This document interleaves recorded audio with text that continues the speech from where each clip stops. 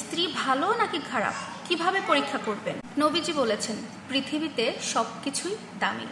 এই সমস্ত দামি জিনিসের মধ্যে আবার সবচাইতে দামি হচ্ছে নারী। আর সমস্ত নারীদের মধ্যে উত্তম নারী যার কপালে জুটবে অর্ধাঙ্গিনী হিসেবে, তার জীবন এই দুনিয়ার জমিনেই জান্নাতের সুখ ভোগ করবে। আপনি একজন পুরুষ মানুষ, আপনি বিয়ে করেছেন, আপনার জীবনে টাকা পয়সা ধন দৌলত গাড়ি বাড়ি সবকিছু আছে, কিন্তু আপনি আপনার কপালে পেয়েছেন একটি খারাপ চরিত্রের নারী। আপনার জীবনসঙ্গী পেয়েছেন একদম বাজে মেজাজের, বাজে মনে। সেই মুহূর্তে আপনার জীবনটা একেবারে নরকের মতো হয়ে উঠবে। আপনি আপনার দুনিয়ার জমিনে আপনার জীবনে কোনো সুখ শান্তি কোনো কিছু চোখে দেখতে পারবেন না। সবসময় আপনার ভিতরে একটা অশান্তি কাজ করবে।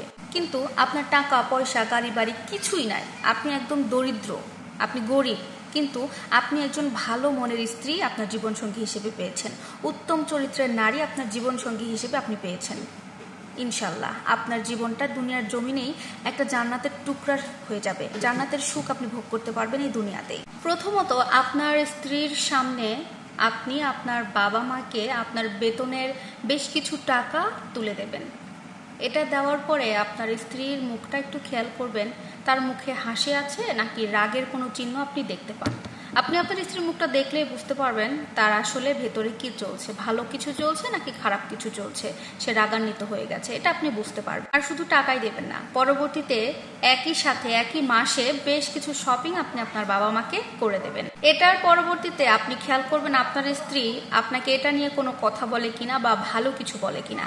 যদি ভালো কিছু বলে তাহলে আপনি বুঝতে পারবেন আপনার স্ত্রী আপনার জন্য মঙ্গলজনক এবং সে খুব ভালো চরিত্রের, ভালো মন মানসিকতার একজন মানুষ। ওই স্ত্রীকে ভালোবাসা দিয়ে মাথায় তুলে রাখবেন। আর যদি দেখেন যে আপনার স্ত্রী এটা নিয়ে আপনার সাথে ঝামেলা তৈরি করেছে, তাহলে ভাই বুঝতে হবে আপনার স্ত্রী খুব একটা ভালো চরিত্রের মানুষ নয় বা মন মানসিকতা খুব একটা ভালো নয়। দ্বিতীয়ত, আপনি খেয়াল করবেন আপনার স্ত্রীর আপনার আয়ের থেকে বেশি চাহিদা আছে কিনা। যদি দেখেন যে আপনি যেটা আয় করছেন তার থেকে অতিরিক্ত চাহিদা আপনার স্ত্রীর রয়েছে, তাহলে বুঝতে হবে আপনার স্ত্রীর মন মানসিকতা বা সে খুব একটা ভালো চরিত্রের মেয়ে নয়। আর যদি আপনার স্ত্রী আপনার ইনকামের ভেতরে, আপনার আয়ের ভেতরে তার চাহিদাগুলো সীমাবদ্ধ রাখে, আপনি যা দেন সেটাতেই সে খুশি থাকে, তাহলে বুঝতে হবে আপনি একজন ভালো মন মানসিকতার মানুষ পেয়েছেন আপনার জীবনসঙ্গী হিসেবে। তৃতীয়ত, ভাই, সময় থাকতে আপনি আপনার স্ত্রীকে একটু যাচাই বাছাই করে নেন।